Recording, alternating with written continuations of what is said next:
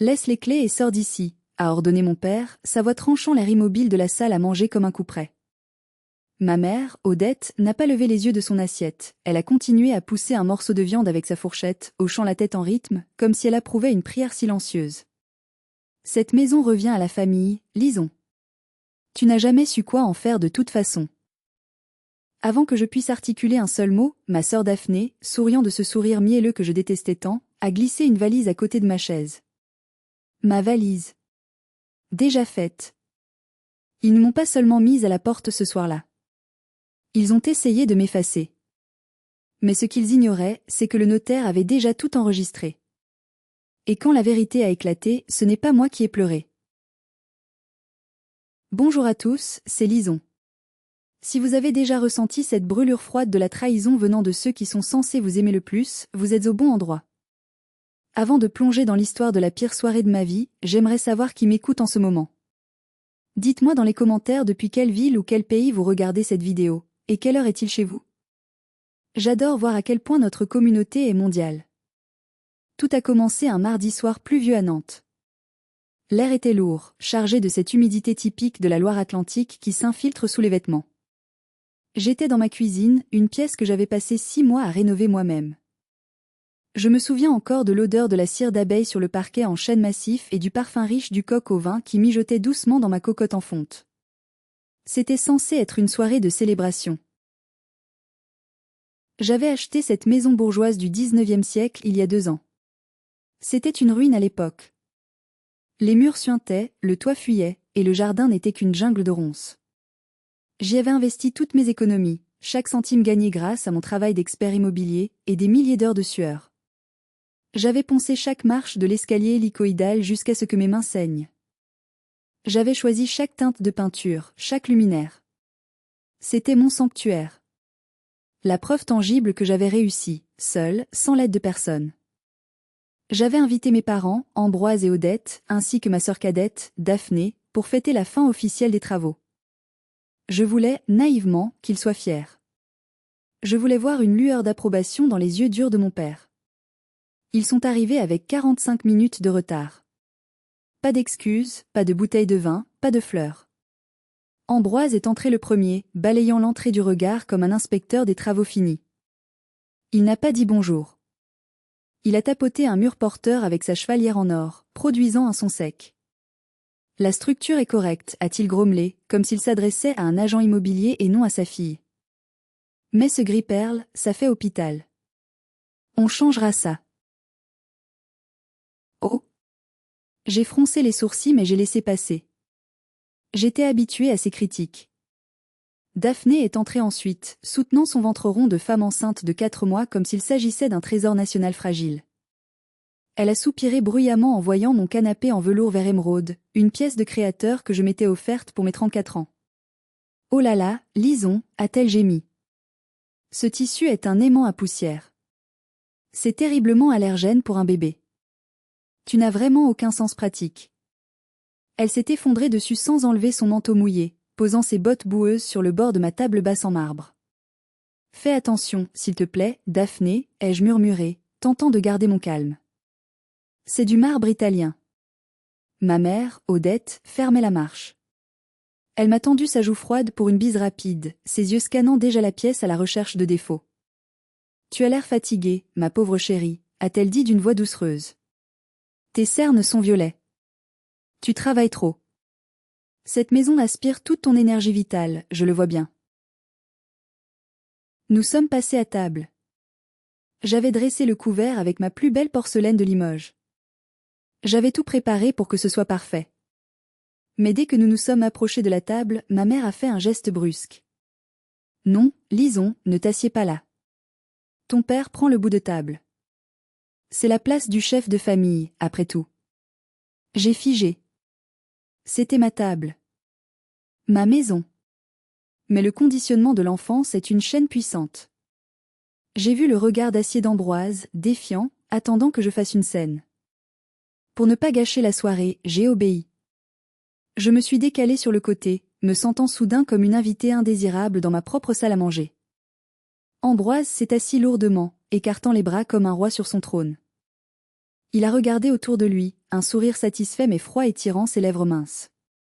Enfin, a-t-il dit, en plantant son regard dans le mien. Enfin un endroit digne de nous. C'est bien, lisons. Tu as bien préparé le terrain. Je n'ai pas compris ce qu'il voulait dire par préparer le terrain. J'ai versé le vin, mes mains tremblant légèrement. L'atmosphère n'était pas festive.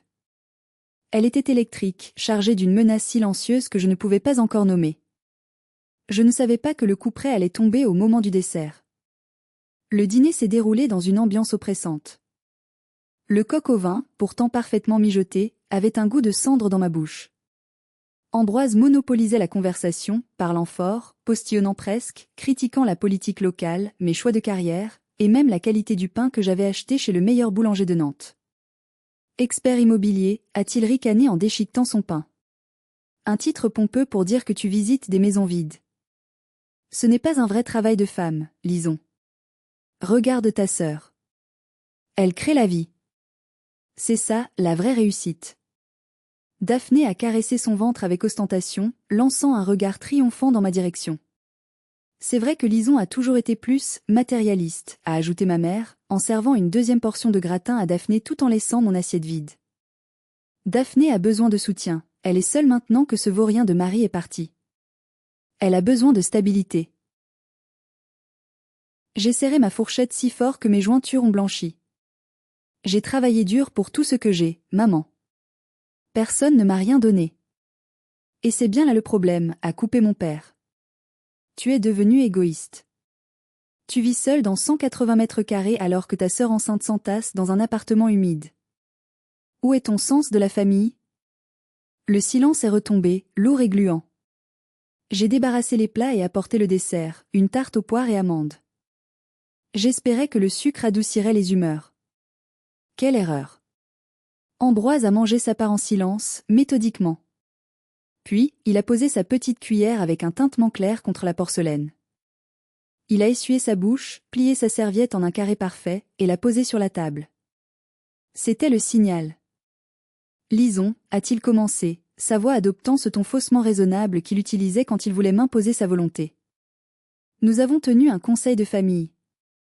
Ta mère, Daphné et moi. Mon estomac s'est noué. Un conseil de famille? Sans moi? Tu n'étais pas en état d'y participer, a intervenu Odette, posant une main froide sur mon bras. On s'inquiète pour toi, chérie. Tu es instable. Instable? J'ai haussé le ton. Je gère une entreprise, je viens de finir une rénovation complète, je suis parfaitement saine d'esprit. Baisse d'un ton. A aboyé Ambroise, frappant du poing sur la table. Tu vois? C'est exactement de ça que je parle. Cette hystérie. Tu es au bord du burn-out. Cette maison est trop grande pour toi. C'est un fardeau. Nous avons décidé de te soulager. Daphné s'est levée péniblement, un sourire en coin, et s'est dirigée vers le couloir. Elle est revenue quelques secondes plus tard, traînant une valise grise à roulettes. Ma valise sansonnite. J'ai fait le tri, a-t-elle dit, comme si elle me rendait service. J'ai mis tes vêtements de travail, tes trousses de toilette, quelques livres. Le reste, on le mettra au garde-meuble plus tard. Je me suis levée si brusquement que ma chaise a raclé le sol dans un bruit strident. Qu'est-ce que c'est que ce délire? Vous ne touchez pas à mes affaires. Sortez de chez moi. Ambroise s'est levé à son tour, dominant de toute sa hauteur. Assieds-toi. Tu ne comprends pas, lisons. Nous emménageons ici. Daphné a besoin de la chambre du premier étage pour le bébé. Ta mère et moi prendrons la suite parentale. C'est plus logique. Nous allons gérer la maison, l'entretien, les factures. Toi, tu as besoin de repos. Nous t'avons loué le studio de ta tante Bertie pour 3 mois. C'est payé. Vous me mettez à la porte de ma propre maison? Ai-je balbutié, incrédule. Nous reprenons ce qui appartient au clan, a corrigé mon père. Tu es ma fille. Ce qui est à toi est à moi. C'est la loi naturelle. Maintenant, laisse les clés sur la table. Ne nous oblige pas à faire ça difficilement. Tu sais que ta mère a le cœur fragile.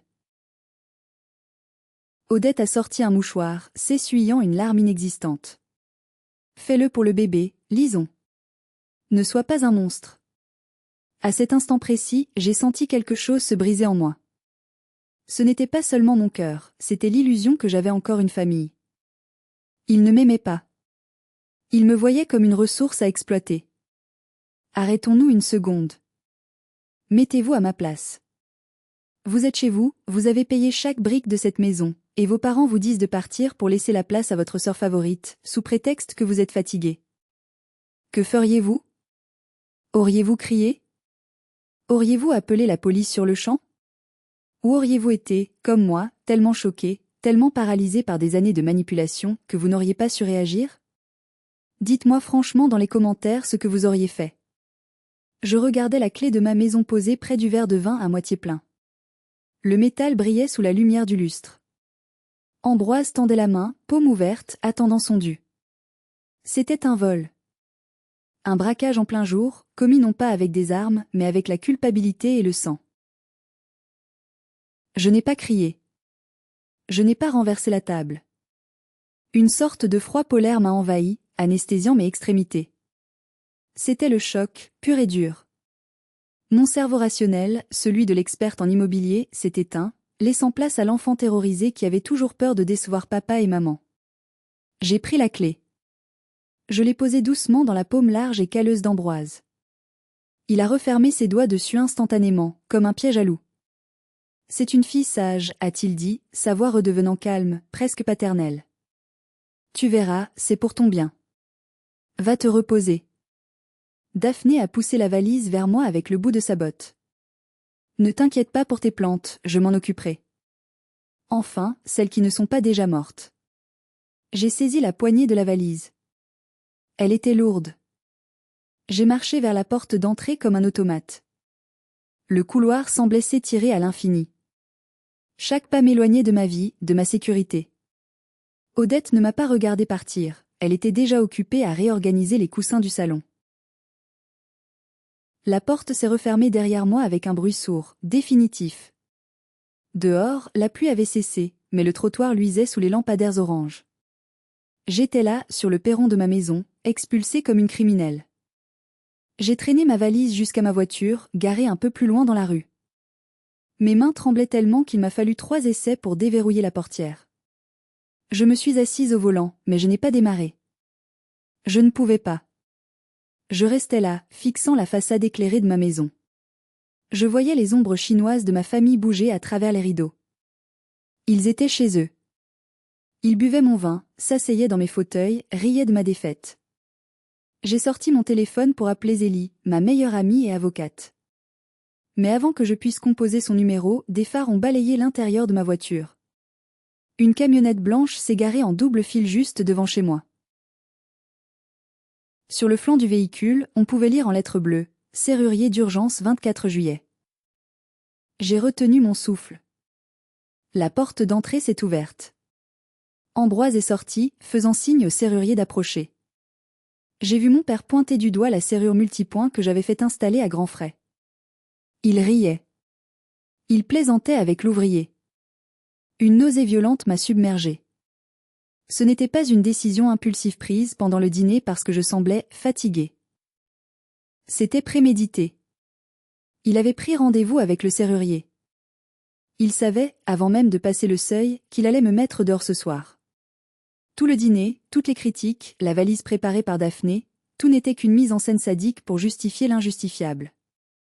Je n'ai pas appelé Zélie. Pas tout de suite. J'ai levé mon téléphone et j'ai pris une photo. Puis j'ai filmé. J'ai zoomé sur le visage de mon père, illuminé par la lampe torche du serrurier, alors que le barillet de ma serrure tombait au sol. Les larmes ne coulaient toujours pas. À la place, une colère froide, dense et noire comme du goudron, a commencé à remplir le vide dans ma poitrine. Ils pensaient avoir affaire à leur petite fille docile. Ils avaient oublié que j'étais une experte en droit de propriété. Ils venaient de déclarer la guerre, et ils n'avaient aucune idée de l'ennemi qu'ils venaient de créer. J'ai passé la nuit dans un hôtel bon marché en périphérie de la ville, fixant le plafond fissuré jusqu'à ce que l'aube grise se lève sur Nantes. Je n'ai pas fermé l'œil. Chaque fois que je somnolais, je revoyais le sourire satisfait de Daphné et la main de mon père se refermant sur mes clés. À 9 heures précises, mon téléphone a vibré.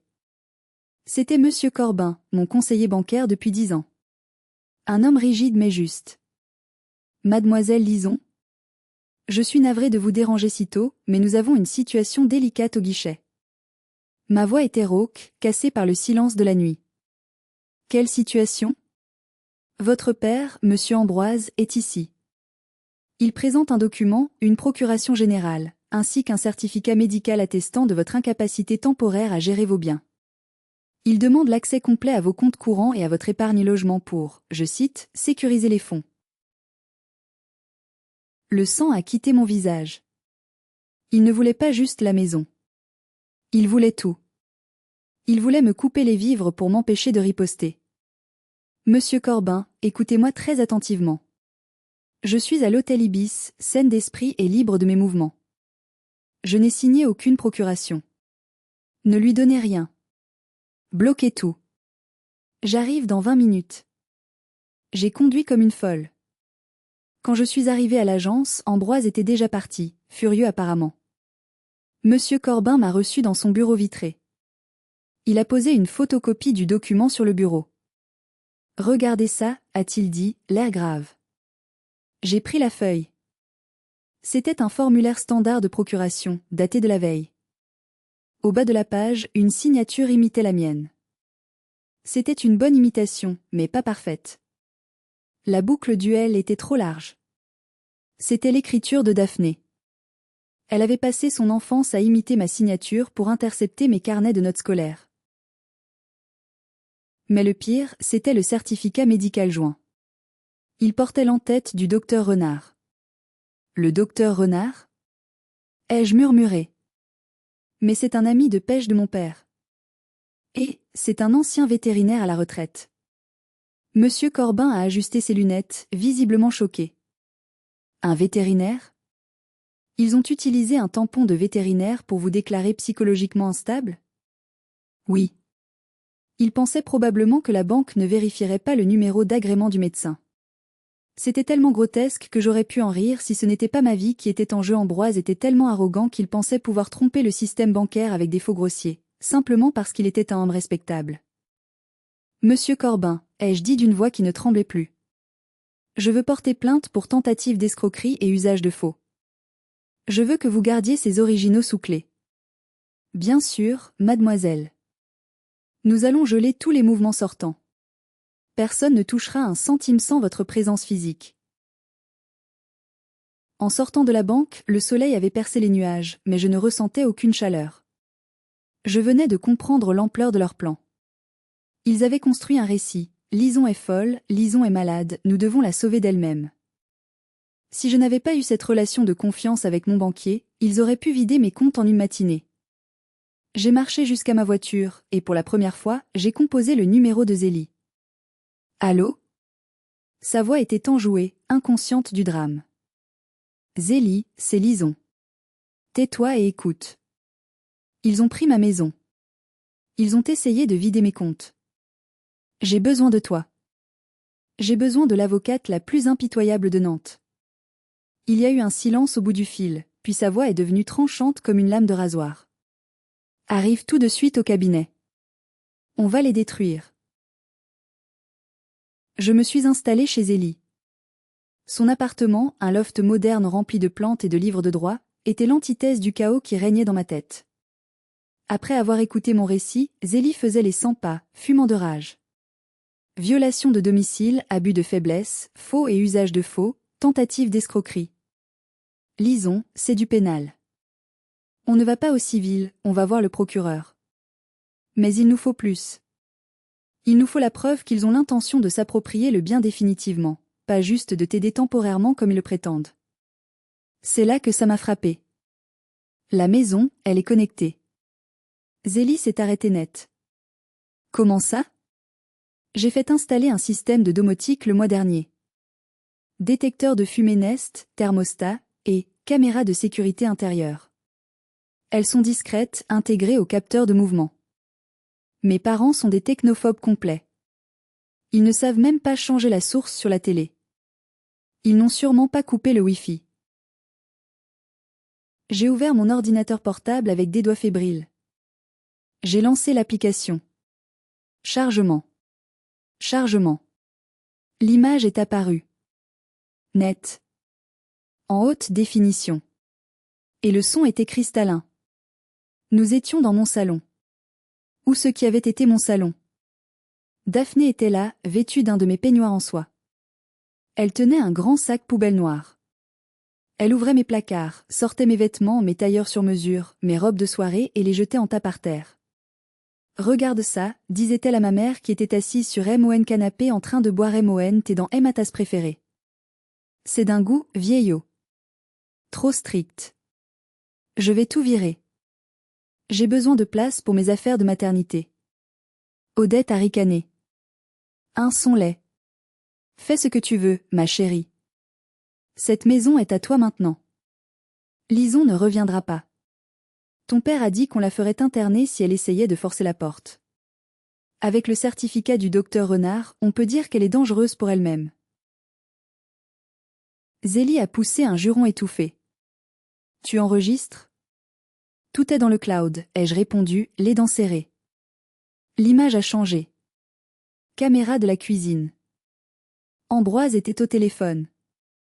Il tenait une bouteille de mon Château Margaux 2015, une bouteille que je gardais pour mes fiançailles, si jamais cela arrivait un jour. Il l'avait ouverte et buvait directement au goulot.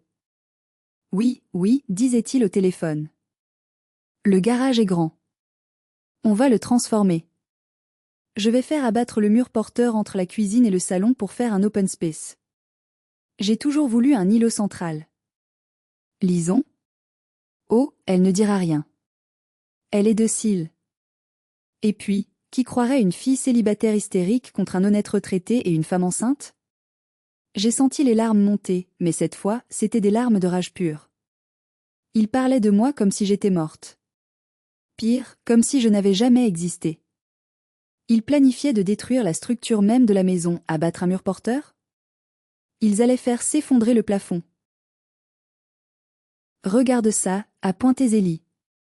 Sur l'écran, Daphné est entrée dans mon bureau. C'était mon espace sacré. Là où j'avais mes diplômes, mes dossiers clients, mes livres. Elle a balayé d'un revers de main tout ce qui se trouvait sur mon bureau. La lampe, les stylos, les cadres photos de mes voyages, tout a volé par terre dans un fracas que le micro a capté distinctement. Cette pièce sera parfaite pour la nurserie, a-t-elle déclaré. On peindra tout en rose poudré. Et ces diplômes au mur, c'est prétentieux. Elle a décroché mon diplôme d'expertise immobilière, l'a regardé avec dégoût et l'a jeté dans la poubelle. Ils sont en train de m'effacer, ai-je chuchoté. Zélie a posé sa main sur mon épaule, une pression ferme et rassurante. Non, lisons. Ils sont en train de se livrer. Ils te donnent toutes les munitions dont on a besoin. Regarde-les bien. Profite du spectacle. Parce que c'est la dernière fois qu'ils se sentent chez eux.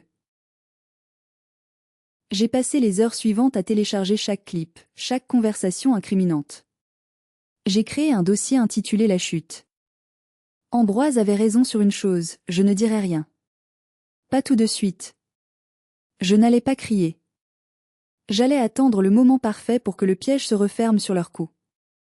Le lendemain matin, armés de nos preuves numériques et bancaires, Zélie et moi nous sommes rendus au cabinet de Maître Vianney.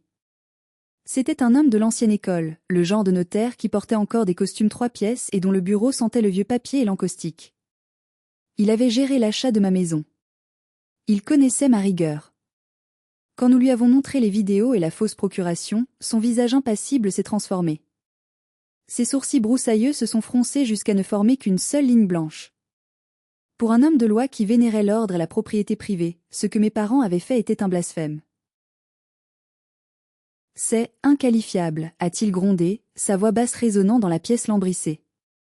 Il viole non seulement le code civil, mais aussi le code pénal. Mademoiselle Lison, vous êtes la seule et unique propriétaire de ce bien. L'acte est incontestable.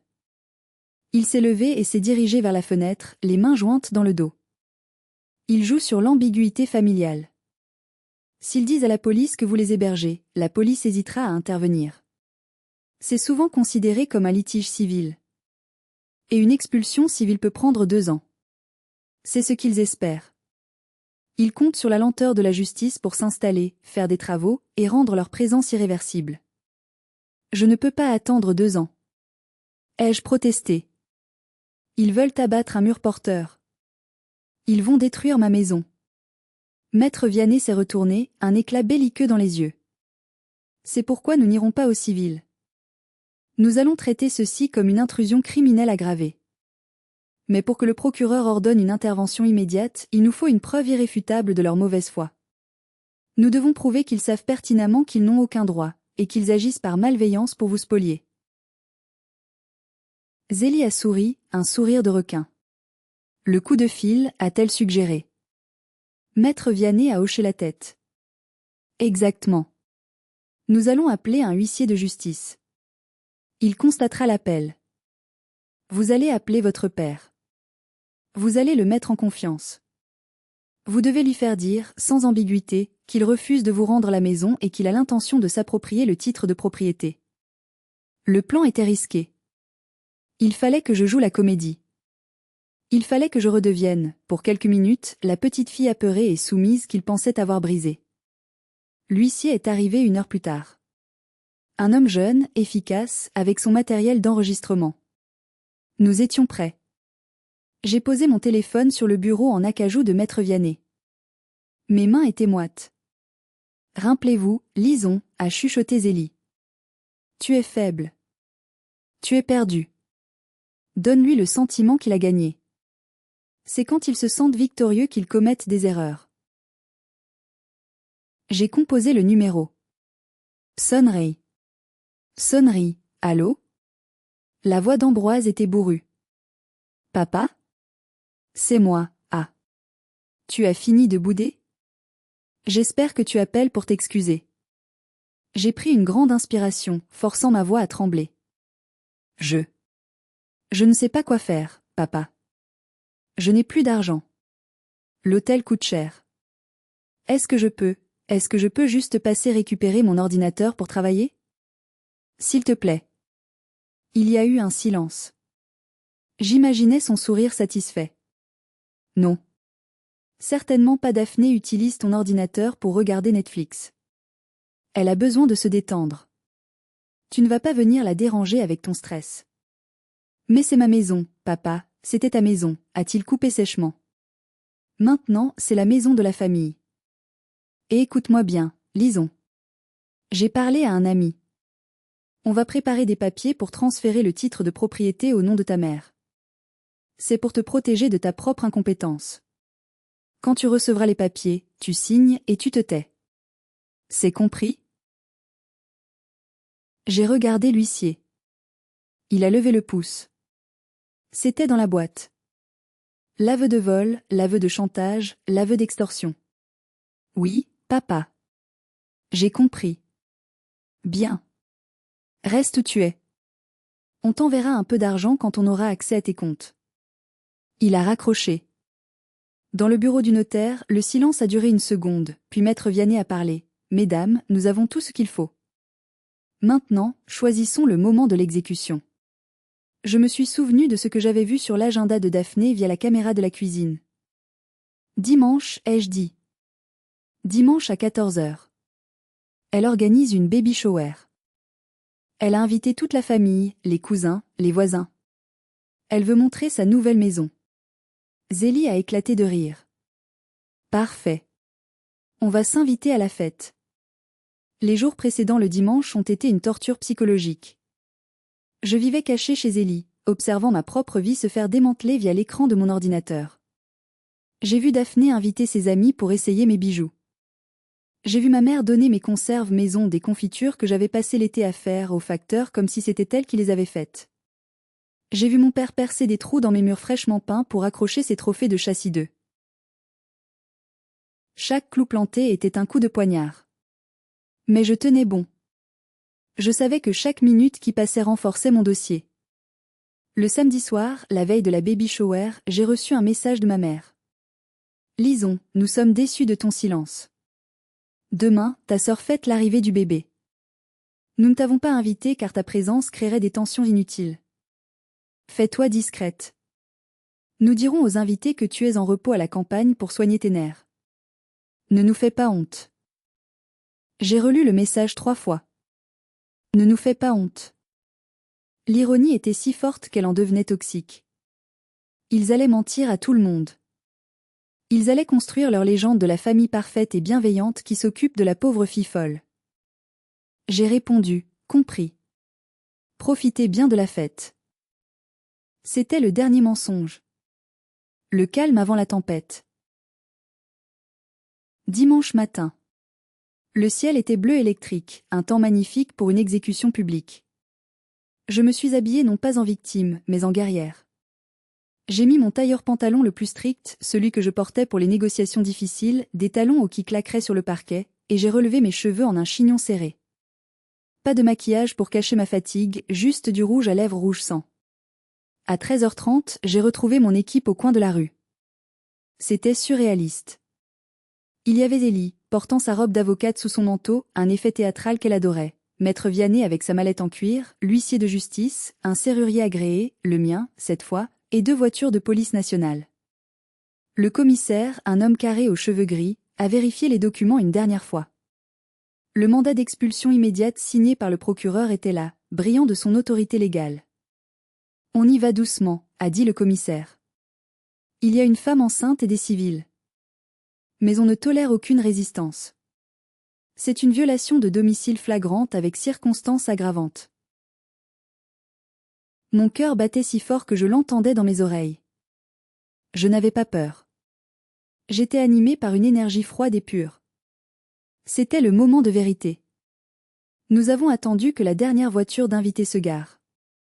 Je voyais, via mon téléphone, l'intérieur de la maison. Le salon était rempli de ballons roses et bleus. Il y avait des piles de cadeaux. Daphné trônait sur mon fauteuil, une coupe de champagne à la main, du jus de pomme pétillant. Non, l'étiquette disait Veuve Clicquot, une autre de mes bouteilles. Ambroise faisait un discours, levant son verre. À cette maison, disait-il, qui accueillera la nouvelle génération. À la famille qui reste unie. C'était le signal. Allons-y, ai-je dit. Le cortège s'est mis en marche. Les gyrophares bleus se sont allumés, non pas pour l'urgence, mais pour l'impact visuel. Nous avons remonté l'allée gravillonnée. Je marchais en tête, flanqué de la loi et de l'ordre. À l'intérieur, ils ne se doutaient de rien. Ils riaient. Ils buvaient mon vin. Ils fêtaient mon effacement. Ils n'avaient aucune idée que leur monde, construit sur des mensonges et de l'abus, était sur le point d'exploser en 1000 morceaux. Le commissaire n'a pas sonné. Il a frappé à la porte avec la fermeté de l'autorité. 3 coups secs qui ont résonné comme des coups de tonnerre. Boum. Boum. Boum. Police nationale. Ouvrez. À l'intérieur, la musique s'est arrêtée net. J'ai entendu un brouhaha confus, puis des pas lourds. La porte s'est entrebâillée. C'était Ambroise, le visage rouge, un verre à la main. Qu'est-ce que c'est que ce cirque? Vous savez qui je suis? Je connais le maire. Le commissaire a poussé la porte, l'ouvrant grand. Monsieur Ambroise D. Vous êtes en état d'arrestation pour violation de domicile, faux et usage de faux, et tentative d'escroquerie. Ambroise a reculé, trébuchant presque. Quoi? C'est ridicule. C'est ma maison. C'est la maison de ma fille. C'est à ce moment-là que je suis entrée. J'ai émergé de derrière les uniformes bleus, le menton haut. Le silence qui est tombé sur la pièce était absolu. Tous les visages se sont tournés vers moi. Les oncles, les tantes, les cousins, les amis de Daphné. Ils avaient tous des expressions de choc pur. Non, papa, ai-je dit, ma voix portant clairement dans le silence. C'est ma maison. Et vous êtes des intrus. Daphné s'est levée de mon fauteuil, renversant sa coupe. Lison? Qu'est-ce que tu fais? Tu gâches ma fête. Tu es folle. Maman, appelle le docteur Renard, elle fait une crise. Maître Vianney s'est avancé, sortant l'acte de propriété original de sa mallette. Madame, personne n'est fou ici, à part peut-être ceux qui pensaient pouvoir voler une maison sans conséquence.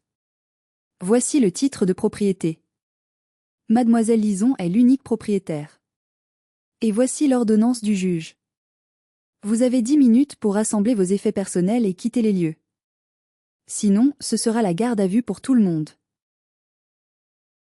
La panique a commencé à s'installer.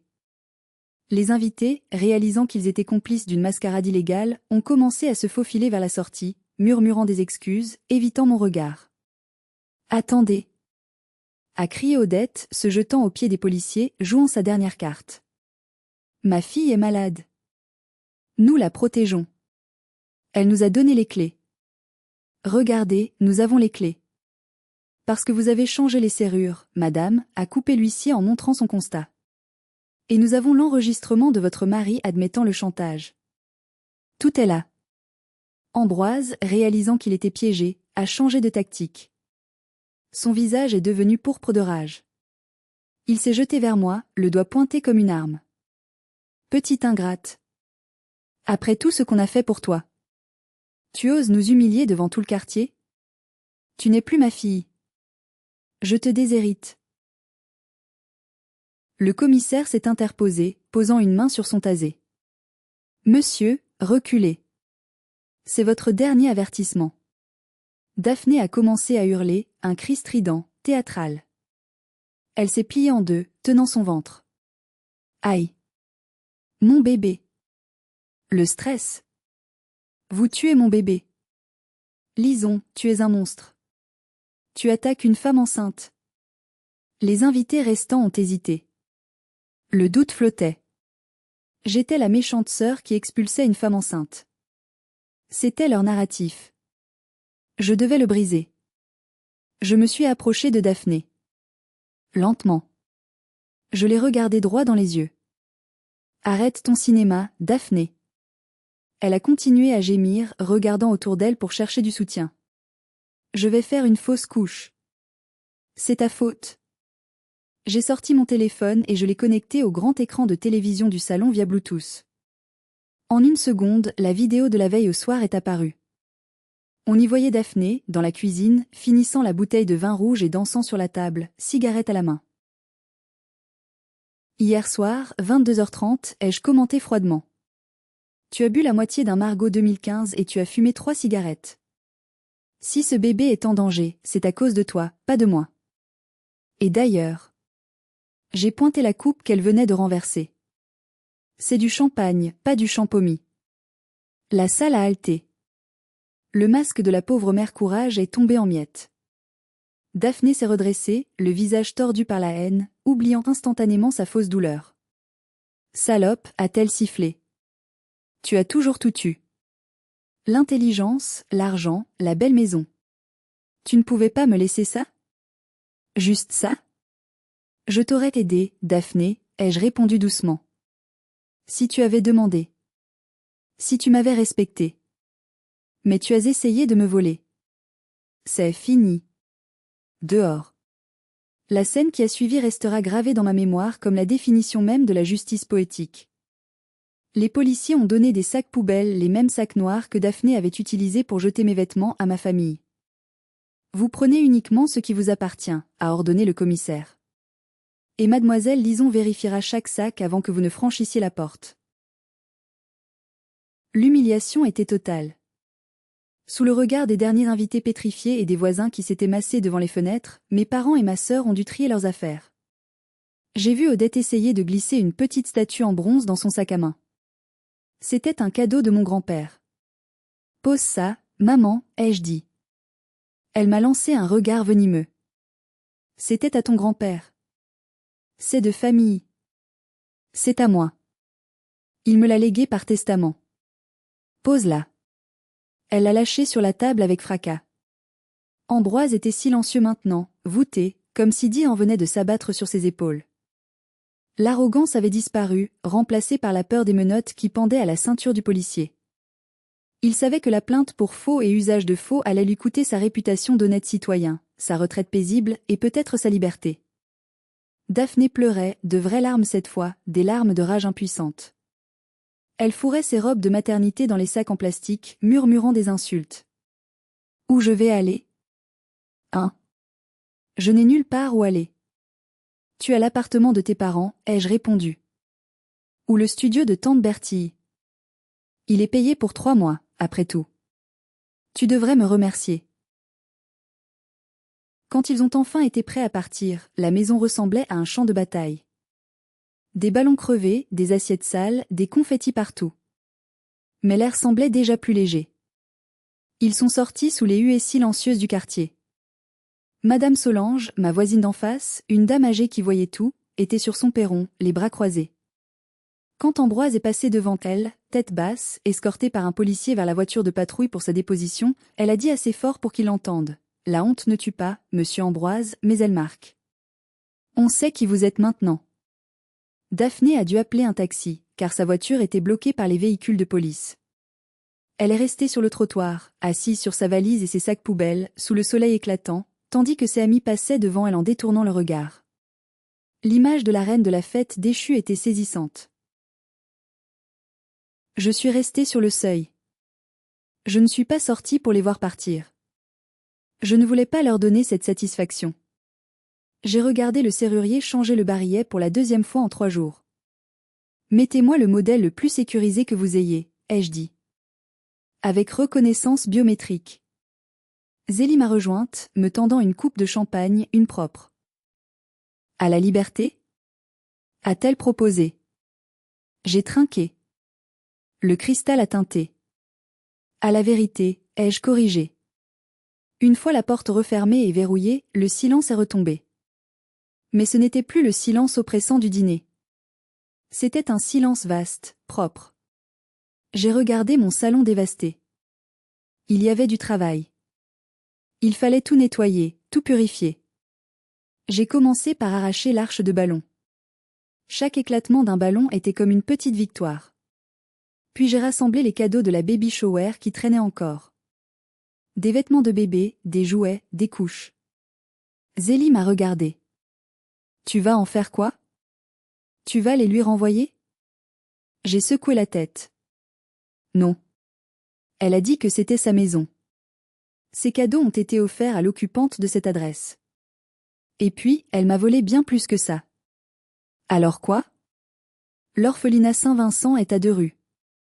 Il y a des mères qui n'ont rien, et qui ne veulent pas leur propre sœur. On va tout leur donner ce soir. C'était peut-être mesquin. Peut-être que j'aurais dû être la plus grande personne. Mais après avoir vu ma sœur essayer de détruire ma vie en souriant, j'avais fini d'être grande. Je voulais juste être juste. Et la justice, parfois, ça pique. Les semaines qui ont suivi ont été un tourbillon juridique et émotionnel. La nouvelle de l'arrestation d'Ambroise s'est répandue dans Nantes comme une traînée de poudre. Dans une ville de province où la réputation est tout, c'était une mort sociale. Le club de bridge a exclu ma mère. L'association des anciens combattants a demandé à mon père de démissionner de son poste de trésorier. L'ironie de l'accusation de fraude financière n'a échappé à personne. Daphné, quant à elle, a dû fermer ses comptes réseaux sociaux. La vidéo de sa consommation d'alcool et de cigarettes, bien que je ne l'ai pas publiée moi-même, avait fuité, probablement filmée par un invité dégoûté lors de la confrontation. Son image de maman parfaite influenceuse était détruite. De mon côté, j'ai entamé le grand nettoyage. J'ai engagé une entreprise spécialisée pour désinfecter la maison. Je voulais effacer leur odeur, leurs traces de doigts, leur énergie négative. J'ai fait repeindre le salon, passant du gris perle qu'Ambroise détestait à un bleu nu profond et apaisant. J'ai jeté le canapé sur lequel Odette s'était assise. C'était radical, mais nécessaire. L'enquête de police a révélé l'étendue de leur plan. Ils avaient déjà contacté un entrepreneur pour transformer mon garage en studio locatif, pour encaisser les loyers au noir. Ils avaient détourné mon courrier pour essayer d'intercepter mes relevés bancaires. C'était un complot organisé, méticuleux, motivé par la cupidité et une jalousie maladive envers ma réussite. Ambroise a plaidé coupable pour éviter la prison ferme. Il a écopé de 2 ans de prison avec sursis, d'une amende de 15 000 €, qu'il a dû payer en vendant sa précieuse collection de fusils de chasse, et d'une interdiction stricte de m'approcher ou de me contacter. C'était la victoire totale. Mais la victoire a un goût étrange. Ce n'est pas de la joie. C'est du soulagement mêlé d'une tristesse ancienne. J'avais gagné ma maison, mais j'avais perdu l'illusion que j'avais des parents. J'étais orpheline de leur vivant. Un soir, en triant le courrier, que je recevais à nouveau, j'ai trouvé une enveloppe sans timbre, glissée sous la porte malgré l'interdiction. C'était l'écriture de Daphné. À l'intérieur, une photo d'échographie froissée et un mot griffonné à la hâte. J'espère que tu es contente. Papa est en dépression. Maman ne sort plus. Je suis seule dans un studio pourri. Tout ça pour des briques. Tu finiras seule, lisons. Avec ton argent et tes murs froids. Personne ne t'aimera jamais comme nous on t'aimait. J'ai ri. Un rire bref et sec. Comme nous on t'aimait. S'ils appelaient ça de l'amour, alors je préférais la haine. L'amour ne vole pas. L'amour ne ment pas. L'amour ne vous met pas à la rue avec une valise en pleine nuit. J'ai pris le mot et la photo. Je suis allée dans le salon, devant ma cheminée que j'avais enfin pu allumer. J'ai craqué une allumette.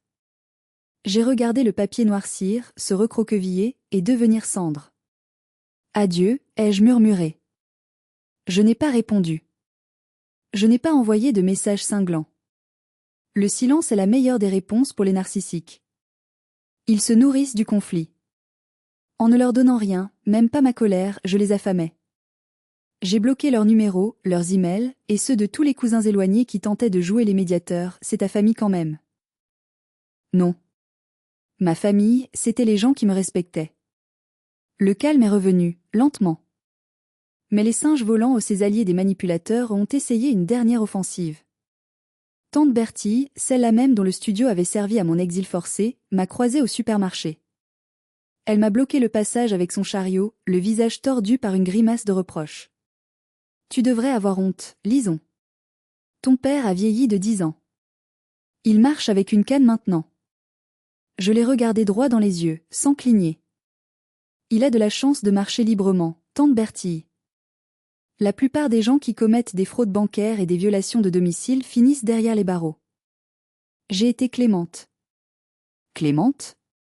Tu as détruit la famille. Non. J'ai nettoyé la pourriture. Si tu soutiens des criminels, Bertie, ne m'adresse plus la parole. J'ai contourné son chariot et j'ai continué mes courses. Je sentais son regard brûler mon dos, mais je me sentais légère. Incroyablement légère. J'avais passé ma vie à m'excuser d'exister, à m'excuser de réussir. C'était fini. Quelques jours plus tard, j'ai reçu un courrier officiel du tribunal. Daphné réclamait une pension alimentaire de ma part, arguant que j'avais créé sa précarité en l'expulsant. C'était tellement absurde que mon avocat, Maître Vianney, a ri au téléphone. C'est désespéré, lisons. Le juge va rejeter ça en 2 minutes. En France, on ne doit pas pension à sa fratrie sauf qu'à extrême d'invalidité, et certainement pas quand le demandeur a tenté de spolier le défendeur. C'est du harcèlement judiciaire. On va contre-attaquer pour procédure abusive. Et nous l'avons fait. Daphné a été condamnée à payer mes frais d'avocat. Comme elle était insolvable, la dette s'est ajoutée à son dossier, ruinant son crédit pour les années à venir. Elle s'était creusé son propre trou, pelle après pelle, incapable d'arrêter, aveuglée par son sentiment d'avoir droit à tout. C'était la fin. Le dernier clou du cercueil de nos relations. Il n'y avait plus de pont à brûler, il ne restait que des cendres froides que le vent emportait. J'ai passé les mois suivants à me reconstruire. Pas ma maison, elle était parfaite maintenant, mais moi-même. J'ai commencé une thérapie pour comprendre pourquoi j'avais accepté leur toxicité si longtemps. J'ai appris que j'étais le bouc émissaire, celle sur qui on projette tous les défauts, tandis que Daphné était l'enfant doré. Ce n'était pas ma faute. Je n'aurais rien pu faire pour qu'ils m'aiment, car leur amour était conditionnel à ma soumission. J'ai réapprivoisé ma maison. J'ai organisé des dîners avec Zélie. J'ai invité mes collègues. J'ai rempli les pièces de rires sincères, de musique, de vie. Les fantômes d'Ambroise, Odette et Daphné s'estompaient, remplacés par de nouveaux souvenirs, lumineux et joyeux. 6 mois plus tard. Le 24 décembre. Nantes était parée de ses lumières de fête. La neige tombait doucement sur le jardin, recouvrant les cicatrices de l'année passée d'un manteau blanc immaculé. À l'intérieur, le feu crépitait dans la cheminée. Le sapin touchait presque le plafond, décoré d'ornements que j'avais choisis. Pas de boule héritée qui venait avec des conditions, pas de guirlandes imposées. La table était dressée. Pas pour une épreuve de force, mais pour un festin d'amour. Zélie était là, rayonnante, servant du champagne. Maître Vianney était venu aussi, ayant troqué sa robe austère pour un pull de Noël un peu ridicule qu'il portait avec humour. Il y avait aussi Madame Solange, ma voisine, qui m'avait apporté une terrine maison. Et Damien, un architecte que j'avais rencontré récemment et qui me regardait comme si j'étais la seule femme dans la pièce. Nous avons mangé, bu, ri. Personne n'a critiqué la cuisson de la dinde. Personne n'a fait de remarques sur mon poids ou mon travail. Personne n'a essayé de voler ma maison. À un moment, je me suis éclipsée dans la cuisine pour chercher la bûche. Je me suis arrêtée un instant, regardant par la fenêtre. Je savais que quelque part dans cette ville, dans un petit appartement, mes parents et Daphné passaient probablement un Noël amer, ressassant leur haine, se racontant encore et encore comment la méchante Lison les avait trahis. Mais cela ne m'atteignait plus. Ils étaient le passé. Ici, dans cette cuisine chaude qui sentait la cannelle et l'orange, c'était mon présent. Et mon avenir. J'ai caressé le comptoir en marbre. Il était froid, solide, réel. C'est à moi, ai-je chuchoté. Je ne parlais pas seulement de la maison. Je parlais de ma vie. De ma paix. De ma liberté. J'avais payé le prix fort pour tout cela, le prix du sang, des larmes et de la solitude. Mais c'était une bonne affaire. La meilleure que j'ai jamais conclue. Je suis retournée dans le salon, portant le dessert haut, sous les applaudissements de ma famille choisie. Joyeux Noël! Ont-ils crié en chœur? J'ai souri, un vrai sourire qui atteignait mes yeux. On dit souvent que le sang est plus épais que l'eau. C'est faux. Le sang peut être toxique. L'eau, elle, lave, purifie et donne la vie. J'avais choisi l'eau. J'avais choisi de me sauver. Voilà mon histoire. C'est l'histoire de comment j'ai perdu ma famille biologique pour trouver ma dignité. Je sais que c'était long et parfois douloureux à entendre, mais je voulais partager chaque détail avec vous pour vous dire une chose, vous avez le droit de dire stop. Vous avez le droit de fermer la porte, même à vos parents, s'ils vous font du mal. Une maison ne fait pas un foyer. L'amour et le respect font un foyer. Alors, j'ai une dernière question pour vous, et je veux vraiment lire vos réponses. Ai-je eu raison de tout couper, même après la naissance du bébé de Daphné? Ou pensez-vous qu'il y a toujours une place pour le pardon, même après une trahison aussi grave? Si cette histoire vous a touché, s'il vous plaît, laissez un j'aime pour soutenir la chaîne, et partagez-la avec quelqu'un qui a peut-être besoin d'entendre qu'on peut s'en sortir. N'oubliez pas de vous abonner et d'activer la cloche pour ne pas manquer la prochaine histoire. Prenez soin de vous, et surtout, gardez vos clés en sécurité. À bientôt.